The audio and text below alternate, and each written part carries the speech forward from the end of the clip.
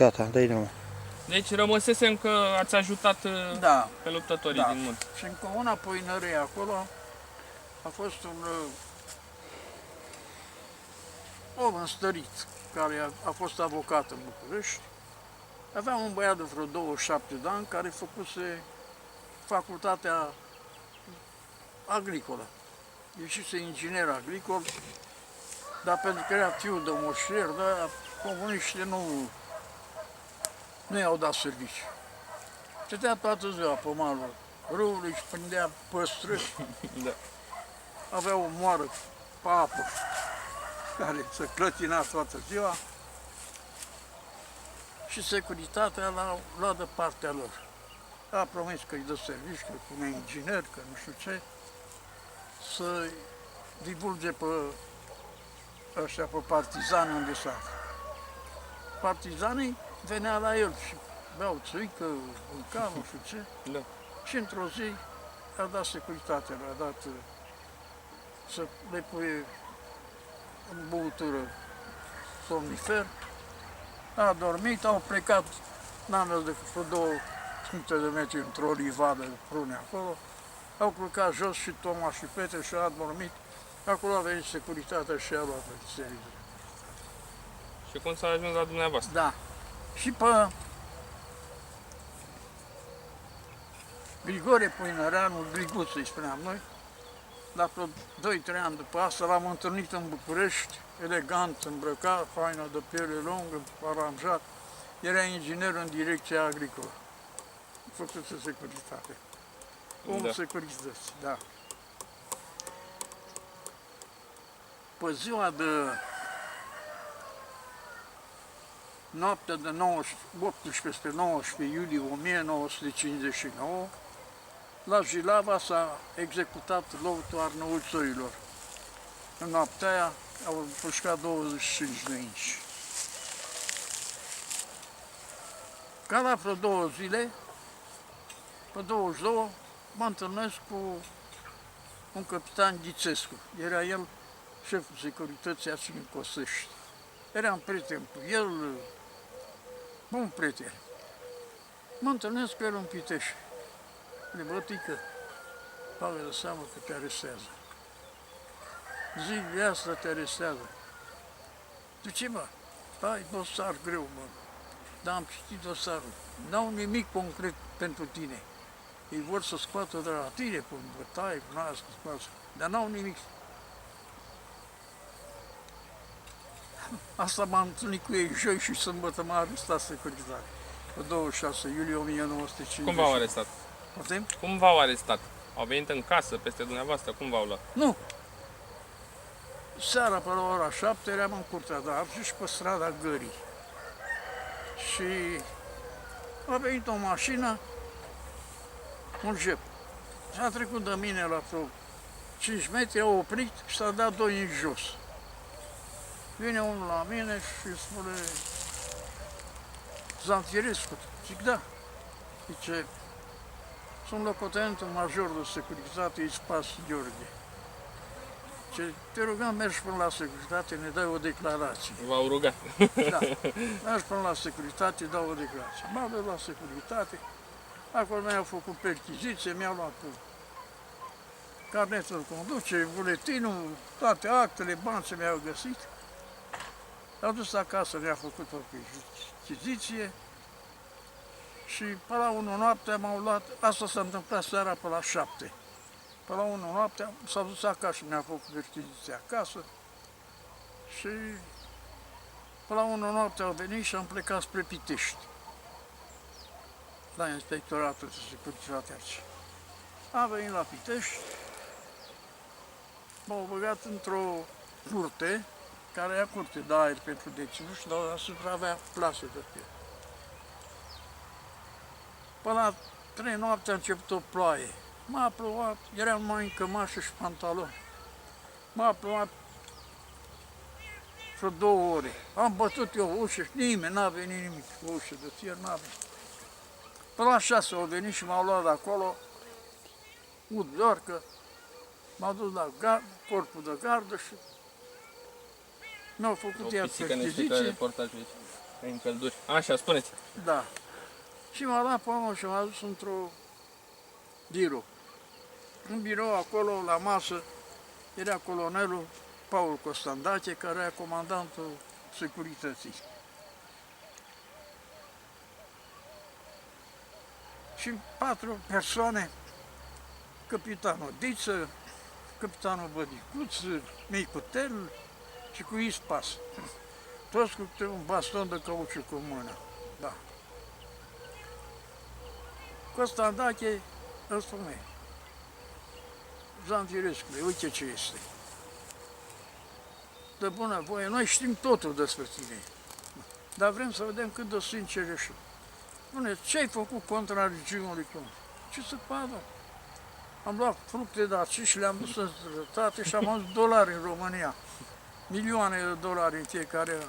Am depășit planul cu 400, 500%, nu știu ce.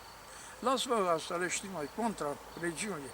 Păi n-am făcut nimic, ce să fac contra regimului? Bine. Erați la Pitești, închisoarea Pitești. Da, în Pitești, da, la securitate, dar ce am dus. Bun. A doua întrebare. Deci, cât aur ai trimis în Germania, în butoaiele cu barcuri? Cât aur? Păi, ce am, domne, Germania? N-am frate acolo, n-am tată, n-am mamă, ce-am la străini aur? Că n-ai curat să-l dai la frații tăi cu ți rămână, că dai eu cui să-l trebuie. De unde aur? Că n-am aur, că n-am nimic. Bun. Câte mărfuri ai trimis în plus față de documente? Ai trimis? Că aveai intenție să fugi în Germania. Nu, domn. Îți spunea, bă, ăsta nu scoate mine. Ce studii ai? Zic, 4 clase primare. Eu. Da. Pe cum ești fost director? Păi uite așa am opus. Că-s de specialitate. Am fost 9 ani director. Și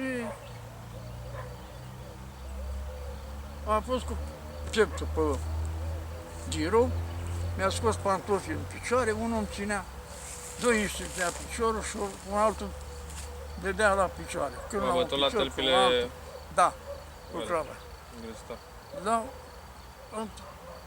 la un moment dat era capitanul Micutel, el dădea.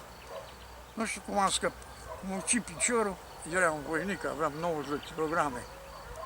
Făcusem sport în viața mea și l-am mizit pe ăla cu piciorul, l-am dat de perete, l-am dat jos. Atunci am început pe spinare, pe cap, peste, să mă lovească, până am leșinat. M-au dus la un duș de apă, nu mai știu, și m-a băgat într-o celulă. Câte ore e stat acolo, nu știu, dar m-am trezit, am bătut în ușă. Eram plin de sânge pe față. Și a venit un caraiu, am zis, bă, vreau să mă spăl, că uite, sunt plin de sânge, un murdar. M-a dus la un duș acolo, m-am sculat. Da. A doua zi m-a lăsat. Asta a fost duminică dimineața, pe 27 iulie. M-a lăsat. Luni seara însă mă scoate din celulă, îmi pune ochelari negri la ochi și mă ia, îi mă dă un capitan și cu 2 plutonieri de ăștia, de Cean Carali, cu armele automate, mă ia, m-a scos de acolo, m-am urcat într-o mașină și am plecat cu ei. M-au dus la București, la Ministerul de Interne. Acolo am sosit pe la 1 noaptea. M-a venit un colonel. Îmi confiscase ăștia și un revolver 765 de acasă. Ăla îl scoate dosarul, ce vrei să faci cu ăsta? Vrei să schimbi regimul cu ăsta?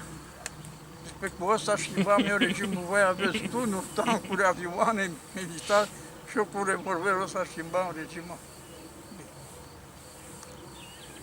M-au dus într-o cameră, am dormit, dimineața a venit, mi-a adus un cor și o cană cu ceai, am băut, a venit un frizer, m-a bărbierit și vine tot colonel așa să le bagă de seamă că peste o oră mergem în cabinet la tovarășul ministru de ridici. Bun. M-am dus acolo. Acolo erau 4 ridici, încă Moghioroș din partea Partidului Comunist, mai era un general și Costandache, venise și el de la Pitești, comandant. Moghioroș mă întreabă, de ce ești la față? Eram negru la față, bătut, așa. După am fost bătut. Costandache de acolo s-a dat cu capul de perețea. Singur, de tristețe. Dar am tras cămașa pe mine. Era mai vânătăi pe mine.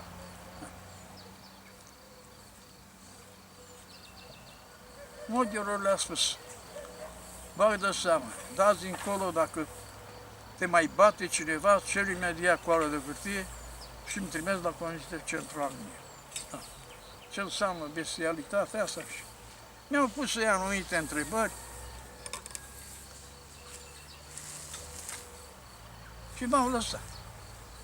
V-au lăsat? V-au lăsat să plecați? Nu! Ah. M-au dus înapoi la Pitești, dar cetați v-au dus? încolo, Da. anchetați sunt în prezența acelui colonel. Ați avut parte și de un... colonel Judan, dar îl chema Stănescu. Păi toți erau cu Escu. Da. Ați avut parte și de un proces? Da, m-a judecat. Și ce probe au adus? M-a judecat Tribunalul Suprem Militar, cea mai înaltă instanță. Și ce probe au adus? Ca idee. Care au fost probele care au... Totul a fost numai înscenări. Da. Eu, că ei în anchetă Nu spunea... s-a ajuns niciodată la faptul că i-ați ajutat pe acei... Mă întrebau de ăștia despre Arnăuțului. Dom'le, nu-i cunosc, dar că e munț, știa toată lumea că e acolo ăștia munți. Și copiii știa că e munț ăștia. Dar n-am avut legătură. Nu, că i-a ajutat că... Dom'le, confruntați-vă cu ei. Mi-a dat o declarație în care spunea, dar spunea niște lucruri pe care eu nu le făcusem. Nu spunea ce făcusem eu. Și mi-am dat seama. Zic, nu, domnule, veniți și mă confruntați cu ei. Nu degeaba.